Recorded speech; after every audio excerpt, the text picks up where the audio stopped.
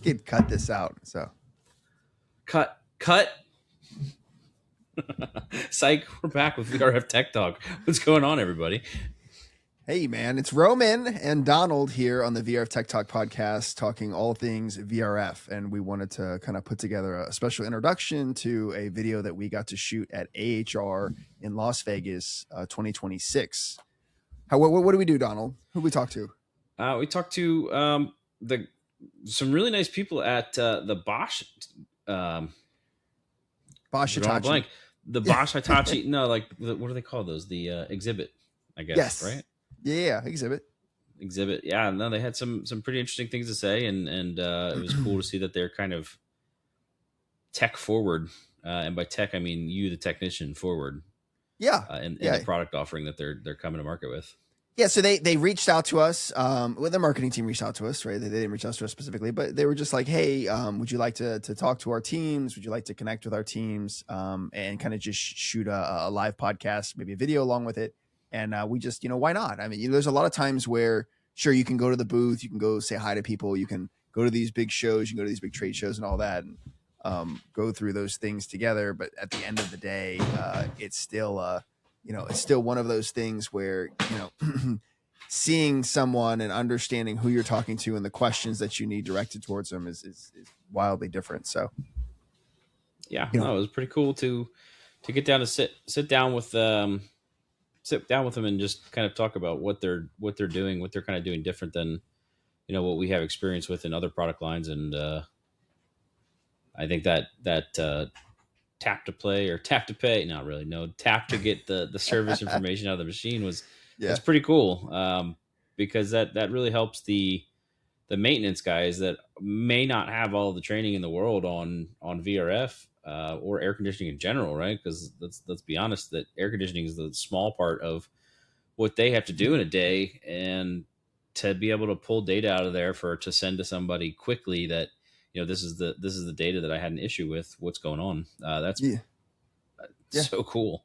Yeah, no, it's awesome. So a lot of great features. But here's the thing: like, you go to these places, like I was talking about, and it's usually it's the sales brochure talk, right? It's like, look at all these features, look how efficient it is, yada yada yada. But let's be honest, paint on it. Yeah. Oh wow, new colors, so cool. At one point I think they blew snow on us by accident, or it's like fake snow in the booth. Which again, it's a cool touch, sure. But at the end of the day, as technicians in the field, we want to understand how bad is this equipment going to screw us over when we have to go fix it.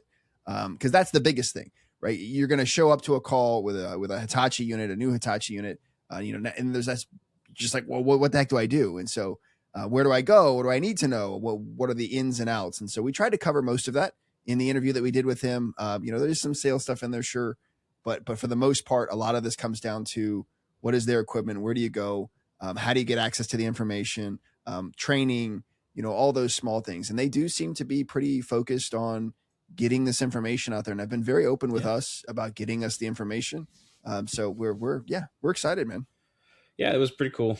Like I said, it was cool that they were really tech forward. And they, I think we've seen in the groups a couple times in the really near past that, we're tired of the gatekeeping, and it seems like they're kind of the maybe the catalyst to other manufacturers not being gatekeepers on information that help people fix the products.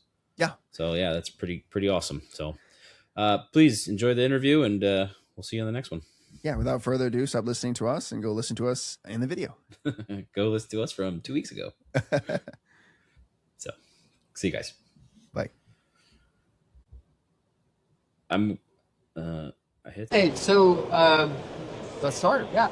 Let's kick it off. So I'm Roman with the VRF Tech Talk podcast with my co-host Donald Donald Felice from Tech Talk podcast. We're joined here at the Hitachi booth. This is Enes. I am with Hitachi. I'm a VRF product portfolio manager for Hitachi. I'm the only person responsible for all the Hitachi's VRF portfolio for North America. Yeah, so we'll post his phone number and his email at the end of this podcast, so you can just contact him directly. All support needed. But no, it's good. So we were super happy that you guys reached out to us. There's a lot of people in the VRF space around equipment, different menus. And so to see you guys focused on wanting to reach out and connect with the community is a big thing. Support with equipment is one of those things. if it's done really, really well, or it's not done at all. So I've kind of seen that firsthand. We know somebody that actually works with Hitachi for a little while. All good things to say about you guys. So you're good there. But outside of that, it's not just about selling the boxes, but it's also about supporting the product with your team. So I think you guys do that well. So let's talk about some of your new products you guys have coming out this year. Yeah, before I go there, I want to talk about Hitachi. Everybody thinks whenever they hear the brand Hitachi, everybody thinks about power tools and excavators. It's true. So Hitachi is actually very big when it comes to HVAC. They are the ones that invented the CO compressor. They have been producing VRF units since 1980s. Engineers extremely talented in Japan. It's a Japanese brand. We have a culture, we have a history. We have been innovating since 45 years. 45 years. That's a big difference, 25 and 45. And so you were telling us earlier too, so many manufacturers out there, they just want to get in the space so quickly, and so when they go to get in the space, they buy all their parts from other manufacturers and they squeeze it together in a box and then they turn around and they sell it. Yep. And the problem with that is that it's almost impossible to support a product like that. Right. So you were telling us, manufacturer does everything in-house. Exactly. We actually have another booth for compressors. For compressors, Hitachi is a very big brand. We sell to a lot of other brands, Hitachi compressors.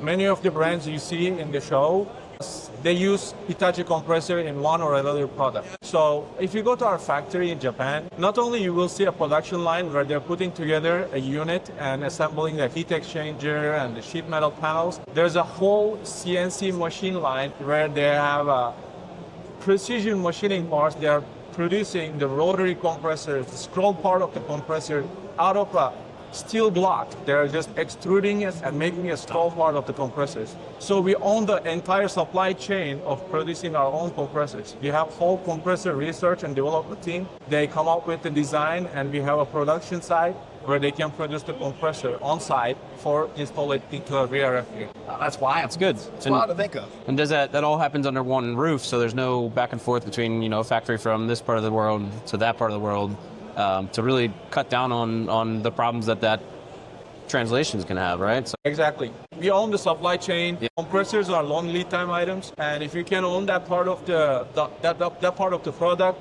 then that gives us shorter lead times for our clients. Also, we have control of specific needs. If we need more replacement, if you go to compressor manufacturer and you say, I want 32cc compressor, they say off the shelf I only have 30cc and 40cc. 32cc is random. Make it work, right? Yeah. But once we own that process, we can make whatever compressor we need for our product. I think it's the feedback part too. There's that feedback loop with manufacturing that often gets overlooked, where when you design a product and you put it out in the field, if it's being applied differently than originally you designed it, if you don't have that connection to that design feedback to then make changes to your product to meet the needs of your clients, but then it's just like, well, you go back to the people you buy your compressor stuff and they say, well, just don't do that.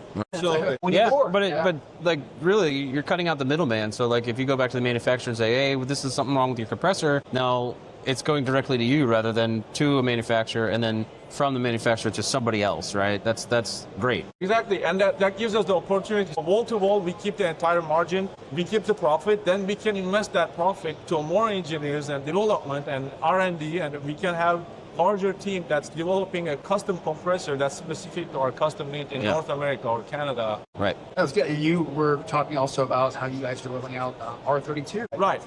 Big flagship right now for a lot of people. So all the Hitachi products in North America, we are choosing the refrigerant to go with as R32 as this transition happens. For our mini splits and multi Air Home is the single one-to-one residential product, and we have Air Core, which is more like larger capacities, professional, light commercial. That is also launched already last year with R32.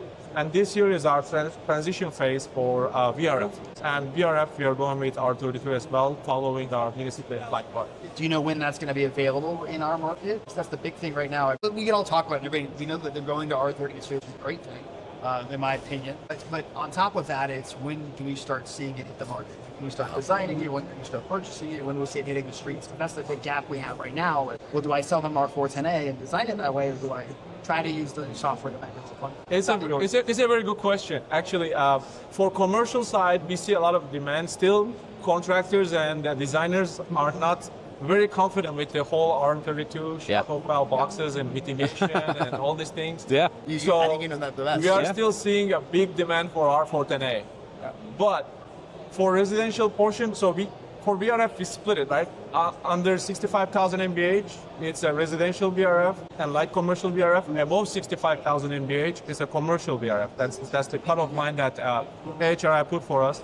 So all the residential VRF have already been launched, single phase, as of last year. We launched the indoor units, we launched shut-off valve boxes, and we launched the condenser. So now we are launching only the condensers for three-phase, which can be used with all the indoor units we already launched last year. I like it. Yeah, and that was the problem too. It was like not until the end of last year, some big manufacturers that we know that we see a lot of, they were like, well, we're going to give you one indoor, and then we're going to give you maybe another indoor.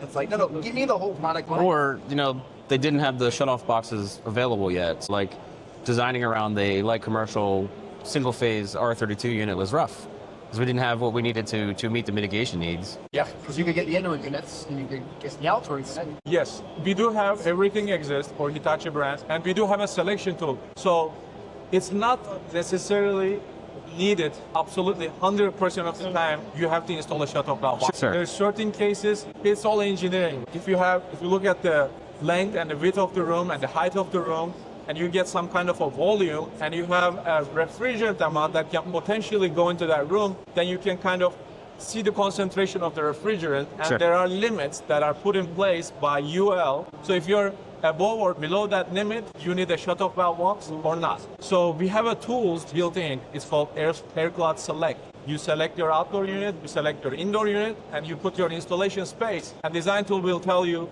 you can go ahead and install this, and the design will be blessed by ASHRAE and UL, and you are good to go with that shut-off valve box. Or it will tell you need to add a shut-off valve box, and it will be part of your bill, and it will be added to your order, and you order shut-off valve box. Great. I love that. And that's the biggest thing is that disconnecting piece of here's a new product, here's how we use it, but then the software to design it, it's just Not ready yet. It's not ready yet. It's underdeveloped. We can't select the right things with all these small software things. Again, we sometimes get so ahead of ourselves, tripping over to get to the end product, that we forget all the other connecting pieces that we have to use in the field to use your product. Right. And it can make it meaningful. Exactly. It's not about the equipment, and design part is also large. The software itself, it knows all the rules, it knows all the regulations, all the calculations, and everything is built into it. If you look at these formulas they put in place, it's very confusing, right? If you're in a heating mode, the releasable charge is different. If you're in a cooling mode, it's different because on the heating mode, you're putting hot gas and it goes into the indoor side, it becomes a liquid, and the amount of refrigerant that's in the line set in the heating mode or cooling mode or simultaneous getting into it is different. And there's a lot of formulas, and our software design tool takes into account of all these formulas, and it tells you just you need a shut-off valve or you don't need a shut-off valve. And for a designer, for an engineer, this is a blessing. They know what they need for this. I mean, like, I see it often that it becomes a go, no-go, and like having that ability to say it's good or it's not in the software takes all the guesswork out for the design engineer. Exactly. Yeah, and well, the other thing I was going to ask is how easy is it to get the software? It is very easy. It's very easy as sending an invitation. I can send you an invitation. I can pull up the design software right now, and this is actually a touch screen. We can do a design. Love it. Well, so that's the thing is, you have a product, you know it works. We love the product. We want to sell the product, but getting connected to the right software. Sometimes it's like, you have to get a class. And I know somebody who knows. You got to work as a rep. You got to be a dealer. You got to do this. Yeah. And so it gets really complicated. It's like at the end of the day, I just have a client that I need to satisfy. It's an open software. You just need an invitation. It's an open software. You can be an engineer. You don't necessarily need to be a rep or a dealer or a distributor. You can get an invitation and you can open the software. You can design around it. So my question then would be for people who are watching, where can they go to gain access? So then who are they contacting? They go to your website, want to contact us. How would they get a hold of somebody? They get a hold of their rep or distributor and ask for an account, and they send them an invitation and they can open the software and they can start designing. Sounds so awesome.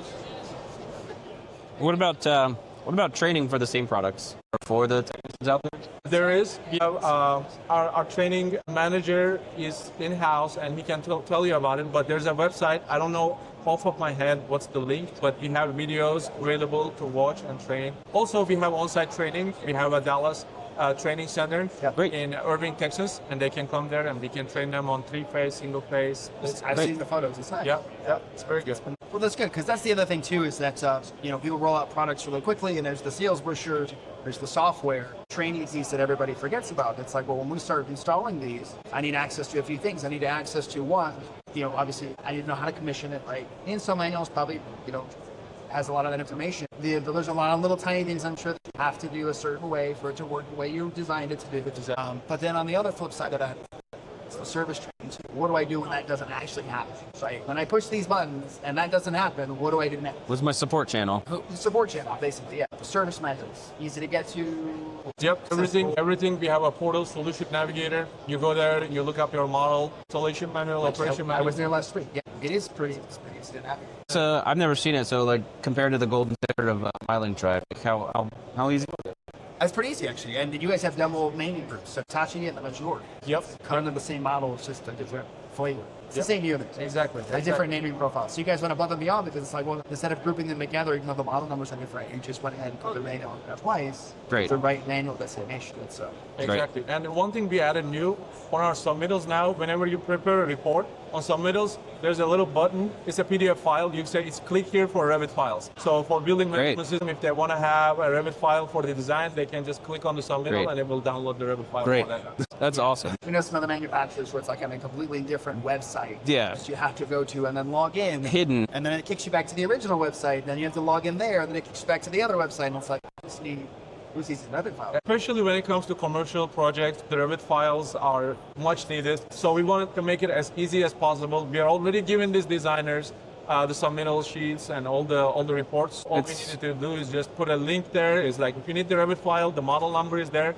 Right next to the model number, there's a click here for Revit file. You click that and then you download the Revit file. Yeah, I mean that's really how it should be. Your design and turnover package should be a complete package with everything the engineer needs to finish out the prints. Well, and so let's take it back to the other side then, the serviceability, but from the field portion. So you were showing us NFC in tag on your new unit. Tell us a little bit about that. Unit, but also from the wide thermostat, you can use your phone. Near field communication is just like Apple Pay. You download the app called AirCloud Tap. It's available on Android Store and Apple Store. And once you download the app, you sign up, you create your account, and you log in. And once the unit is running, you can bring your AirCloud Tap and say retrieve data from the unit. You bring next to the unit, it will pull all the data, the dip switch settings, the function settings, operating temperatures, pressures, EV opening, all that data will be on your phone. So that helps not only with troubleshooting, but also installation, right? You want to install, because BRF installation is already hard as it is, and we want to simplify it.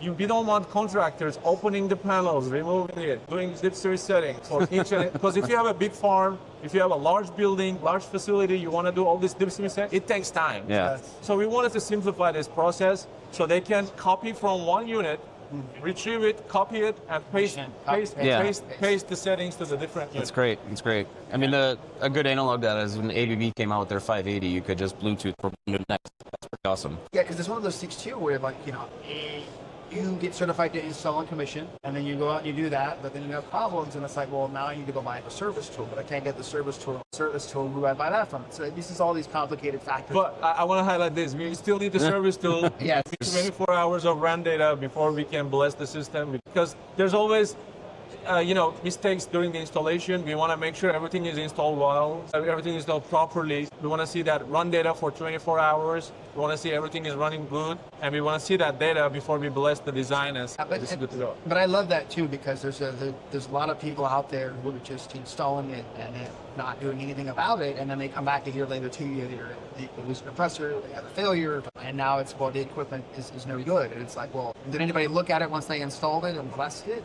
Acquire that information to say, yes, it is running correctly. Because you could easily see that like we do, and that's what we talk about, looking at the data for that stuff. You can easily see it's undercharged. You can easily see it's overcharged for 24 hours. Or it's cross-piped. Yeah. Is that 24 hours, is that it's tied to something tangible?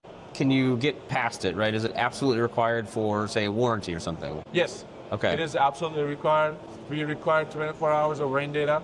And if you look at the data and we see everything is properly running, we see the service tool, it kind of gives us CSV file. We look at all the parameters on the data, and we say, okay, this unit is properly installed. It can be warranted for 10 years. Let's say you don't warranty it for 20 years? No, 10 years is our standard. 10 is good. 10 is good. 10's a good number. It's better than 5 or 6 or 1. But it's amazing that the blessing data is absolutely tied to the warranty. Don't do this, don't get warranty. Well, that's the thing. You're holding them accountable. Yes. Do exactly what you told them Yes. to do the first time, and the install class or the install meeting. I mean, it's just an easy way to not have a bad install. Exactly. Do the 24 hours, make sure it's installed correctly, and then you get your warranty. I would love to compare warranty data from manufacturers who don't do that compared to warranty manufacturers who do that. And I can tell you that you guys are just killing it.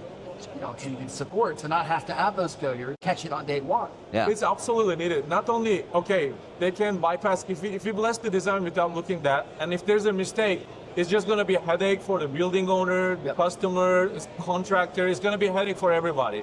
So if we can catch that at the beginning of the job, and our tech support team is very good of looking at data. They look at this data every day. They understand it. They know what it means. And if there's mixed piping, mixed wiring, something is off, they will catch it and they'll say, fix this. Yeah. Before they bless the design of one. It's awesome. And that's important too, because not having the channels to actually have someone who's going to look at it too, who looks at it every single day. It's an expert. Again, some manufacturers charge for that. You guys do it for free. And that was my next question. To produce that data as well, or does it always go back to the factory? It goes back to us. Wow. Hitachi, we look at it. That's awesome. That's nice, because then you can ensure that it's not just someone from a local support group. Not that those guys are talented or they don't have someone who's an expert who can do that, but it guarantees that you guys look at it. It's a tangible asset. If the unit fails, if we get a phone call, we look at it. We look at the serial number and we pull up the installation commissioning data from that unit. Tech service starts to review it, make sure everything properly. That's a reference data to look back to. It's a birth certificate. Yes, exactly. It's the birth certificate of the unit. And then we pull another service checker data, we compare, and then see where we were, and after 5 years, where we are. Yes. Most of the cases, yeah. Because that's what it is, right? Leaking flare, it's an installation.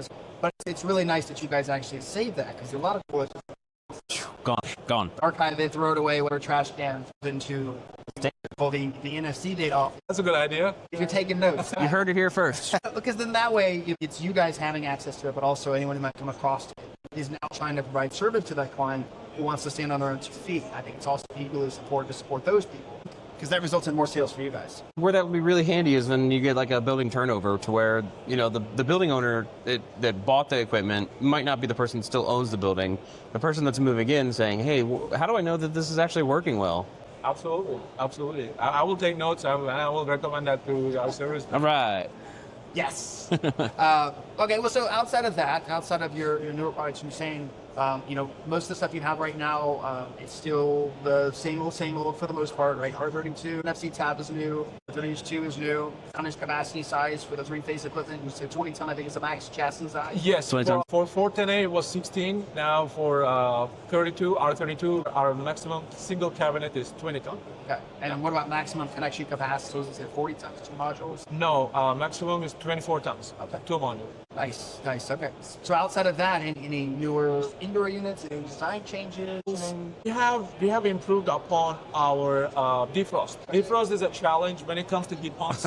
I'm listening. Yes, our engineers, like I said, Hitachi is always innovating. Our engineers in Japan came up with this technology. A lot of defrost, if you look at different manufacturers, defrost is usually based on a timer. When you're on the heat pump, it's every 100 minutes, every 60 minutes, every 120 minutes. But we thought this is not a proper way of going for defrost.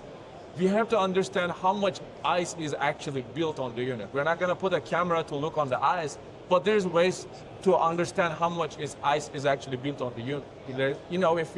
If it's below sub-zero and you understand how much humidity is on the unit, you can kind of understand if the ice is built up or not.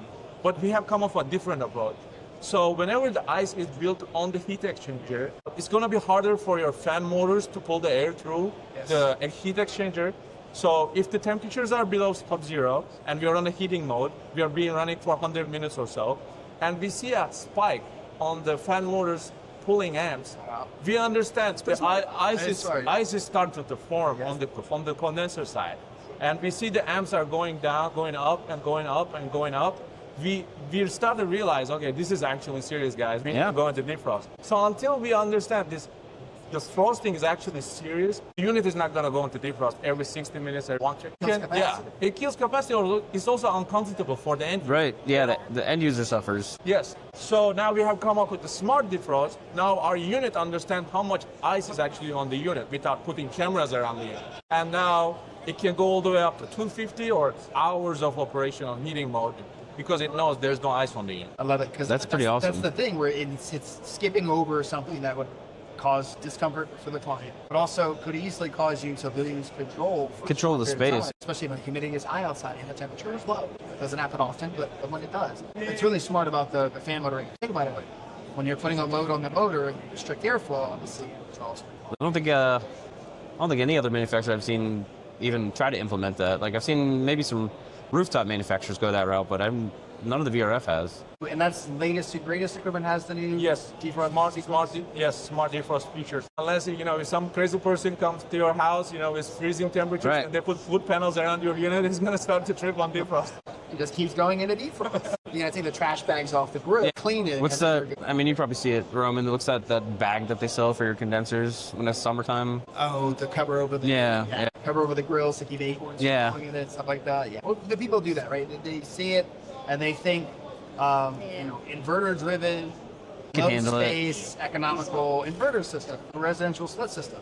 We'll put a wood fence up. We'll put it on the deck, and then we'll just cover the entire thing. You've got a good point. Like, it's not designed to do that. Within the installation management, look at how much clearance you're supposed to have. You're telling me 24 inches. You're telling me that outdoor coil needs airflow? Yes. Yeah. No, it's a shock. It's weird, right? It's a huge shock. So, when all these things come to mind, you guys are designing the equipment. It's not a furnace. They don't get this, instant heat. But with these new units, we can also provide instant heat. Now, the second solution is defrost. I don't want my unit to go to defrost. I don't want to lose. I want to stay warm. Let you go safely down to the defrost cycle. Yes. So now we come with triggering this steps. You don't want to go into defrost very frequently. We want to give that constant heat. If the coil is not actually frozen, why should we go on defrost? Well, so on top of that, we do. It's available. Things where it's important to know that there's a lot of different options out there. Long term, we're not the only climate in the world that has snow. 9 caveats that's like, okay, we have to be cautious with sizing. You've got a gas furnace, 80,000 BTUs. You don't go back with an 80,000 BTU. So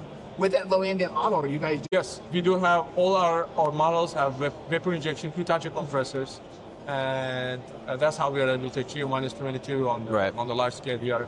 No rotary. No rotary. Everything is a scroll. You invented it, you might as well just keep exactly the design. So we invented it. I love it. You have any more questions for him? No, it's great. It's pretty awesome. Good. All right, well, we appreciate your time and spending it with us. Thank you, guys. Obviously, we're going to get connected. We've got some projects that we have coming up that are actually outside. Yes.